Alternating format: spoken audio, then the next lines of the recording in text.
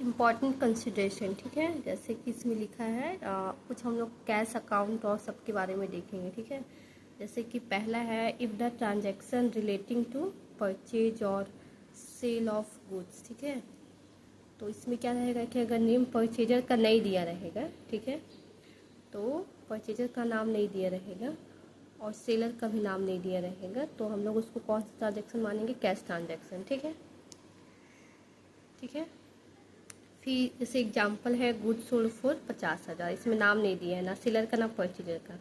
फिर नेक्स्ट में क्या बता रहा है कि ऐसा ट्रांजैक्शन रहेगा जो कि परचेज और सेल से रिलेटेड रहेगा, ठीक है, और उसमें name of purchaser is given और कैश भी दिया रहेगा, तो हम लोग उसको क्या मानेंगे? उसको भी कैश ट्रांजैक्शन ही मानेंगे, ठीक है।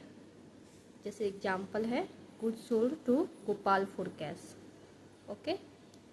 फिर नेक्स्ट बोल रहा है कि ऐसा ट्रांजैक्शन रहेगा जो कि परचेज और सेल से रिलेटेड रहेगा और उसमें नेम ऑफ परचेजर और सेलर इज गिवन, ठीक है, उसमें नाम दिया रहेगा और ये बताया नहीं रहेगा कि वो कैश ट्रांजैक्शन है या क्रेडिट, तो उसको हम लोग क्या मानेंगे? Credit transaction. जैसे एग्जांपल है goods sold to Gopal, okay, okay, ठीक है। तो ये सारा ट्रांजैक्शन हम लोग देखें, ठीक है।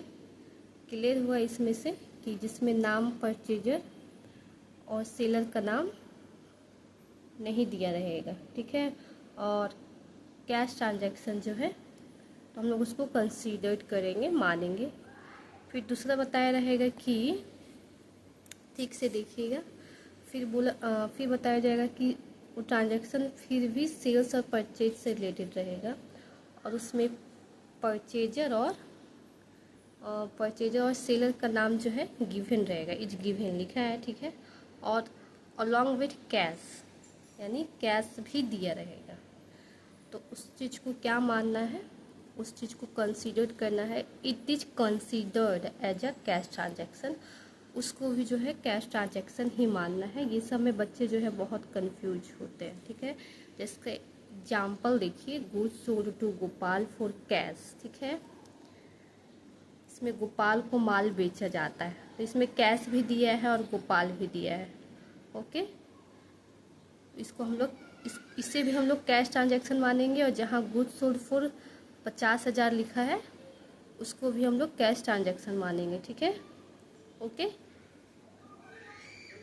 ठीक है। फिर नेक्स्ट क्या दिया है कि ऐसा ट्रांजैक्शन रहेगा ना कि जिसमें परचेजर और सेलर का नाम गिवन रहेगा और बताया ही नहीं रहेगा कि ये कैश ट्रांजैक्शन, जैसे कि इसमें बताया है कि कैश ट्रांजैक्शन है और इसमें नहीं बताया गया है कि कैश ट्रांजैक्शन है कि क्रेडिट ट्रांजैक्शन है, ठीक है।